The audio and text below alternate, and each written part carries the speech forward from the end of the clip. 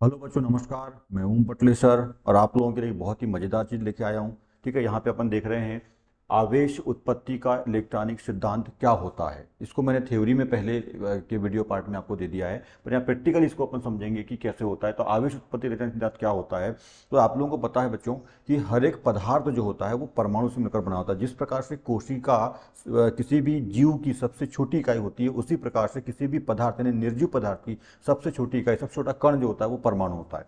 ठीक है, और परमाणु का आप यहाँ पे एक चित्र देख रहे हैं।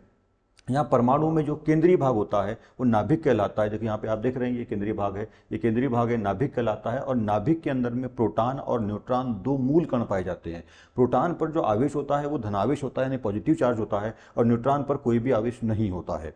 ठीक है, तीसरा मूल कण जो होता है वो इलेक्ट्रॉन होता है, जो कि बाहरी कक्षाओं में, ये नाभिक के बाहर आप जो तीन सर्कल देख रहे हैं यहाँ पर, ये 4 5 6 7 भी हो सकते हैं। यहाँ तीन सर्कल आप देख रहे हैं नाभिक के बाहर, 1 2 3 सर्कल आप देख रहे हैं। ये तीन सर्कल इलेक्ट्रॉन की कक्षा या इलेक्ट्रॉन कक्ष कहलाते हैं, इलेक्ट्रॉनिक ऑर्बिट कहलाते हैं। ठीक है, इन ऑर्बिट में यानी कक्षाओं में इलेक्ट्रॉन जो है चक्कर लगाते रहते हैं। ये जो चक्कर हैं क्लॉकवाइज और एंटी क्लॉकवाइज, मतलब घड़ी की सुई की विपरीत दिशा में या उसी की दिशा में, दक्षिणावर्त या वामावर्त हो सकते हैं इलेक्ट्रॉन।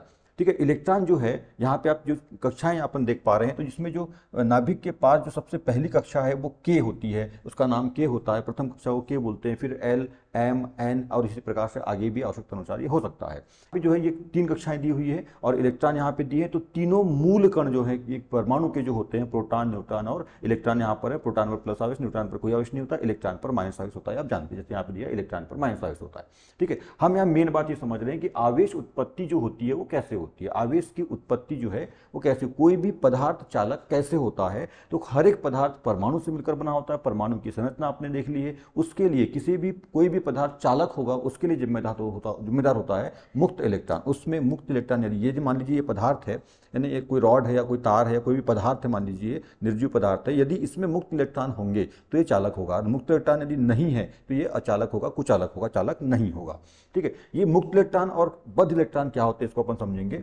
तो नाभिक के सबसे पहले पास वाली जो कक्षा है, नाभिक के सबसे पास वाली जो कक्षा होती है, जो सबसे नाभिक के पास में होती है, उस कक्षा के इलेक्ट्रॉन को, तो यहाँ देख रहे हैं नाभिक के पास वाली कक्षा ये वाली है ना, ये है। ठीक है, ये नाभिक है और नाभिक के सबसे पास वाली कक्षा, नाभिक की सबसे पास वाली कक्षा में जो इलेक्ट्रॉन पाए जाते हैं उन इलेक्ट्रॉनों को कहा जाता है बद्ध इलेक्ट्रॉन। नाभिक के सबसे पास वाली कक्षा होती है, उसमें अधिकतम दो इलेक्ट्रॉन हो सकते हैं, कम से कम एक हो सकता है, अधिकतम दो इलेक्ट्रॉन हो सकते हैं। एक इलेक्ट्रॉन ऊपर है, यहाँ पे है। इस ऐसे इलेक्ट्रॉन जो नाभिक की सबसे पास वाली कक्षा में पाए जाते हैं और नाभिक के साथ प्रबल आकर्षण बल से दृढ़ता से जुड़े रहते हैं, ऐसे इलेक्ट्रॉनों को बद्ध इलेक्ट्रॉन कहा जाता है। कैसे इलेक्ट्रॉन कहा जाता है? बद्ध, क्लोज्ड इलेक्ट्रॉन कहा जाता है। ठीक है, और ऐसे इलेक्ट्रॉन जो नाभिक के सबसे बाहरी कक्षा, सबसे बाहर वाली बाह्यतम कक्षा में होते हैं, जैसा कि आप यहाँ पे देख रहे हैं इस इलेक्ट्रॉन को। ठीक है, ये नाभिक में की सबसे बाहर वाली कक्षा है, परमाणु की सबसे बाहर वाली कक्षा है। इसमें जो इलेक्ट्रॉन होता है, इस इलेक्ट्रॉन को मुक्त इलेक्ट्रॉन कहते हैं। और ये ऐसा इलेक्ट्रॉन होता है कि इसको थोड़ी सी भी जो है अल्प मात्रा ऊर्जा की, यदि अल्प मात्रा, थोड़ी सी मात्रा यदि अपन इसको दे दें, तो ये अपने कक्ष को छोड़ करके